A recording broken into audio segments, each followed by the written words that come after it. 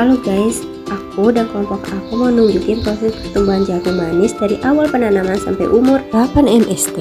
Kita juga bakal liatin gimana cara ngambil sampel tanaman buat dianalisis. Yuk langsung mulai. Pertama, media polybag disiram sampai becek. Hal ini dilakukan karena benih butuh air cukup banyak untuk imbibisi, yaitu proses awal ketika biji menyerap air supaya bisa aktif kembali. Tanah yang becek bikin kelembaban merata dan mempercepat benih berkecambah.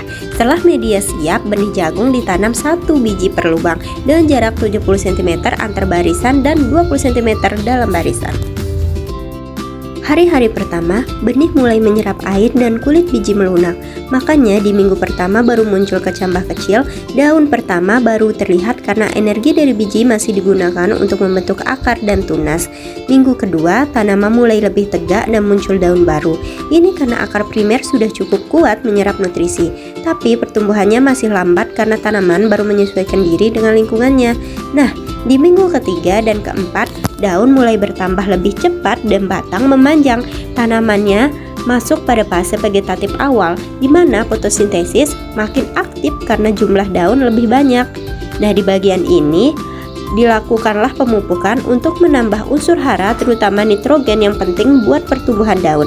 Tujuannya supaya fase vegetatifnya optimal dan tanaman tidak kekurangan nutrisi. Pada minggu kelima dan keenam, daun semakin lebar dan jumlahnya bertambah. Pertumbuhannya mulai terlihat lebih stabil karena akar sudah berkembang dan tanamannya sudah mampu menyerap hara dengan lebih efisien. Minggu terakhir atau minggu ke-7 dan ke-8, tanaman terus menambah panjang batang dan memperbanyak daunnya. Bunga atau tongkol belum muncul karena masih berada di fase vegetatif lanjut. Ini normal karena pembentukan organ generatif jagung umumnya muncul lebih lambat tergantung varietas dan kondisi lingkungannya. Setelah melakukan pengamatan selama 8 minggu di greenhouse, selanjutnya kami melakukan pengamatan lanjutan di laboratorium. Di laboratorium, kami melakukan pengamatan terhadap beberapa perlakuan yang telah kami lakukan. Ada 2, 3, 4, 5, 6, 7, dan 8 perlakuan, di mana perlakuan ini akan kami bagi beberapa organnya lalu diamati di laboratorium.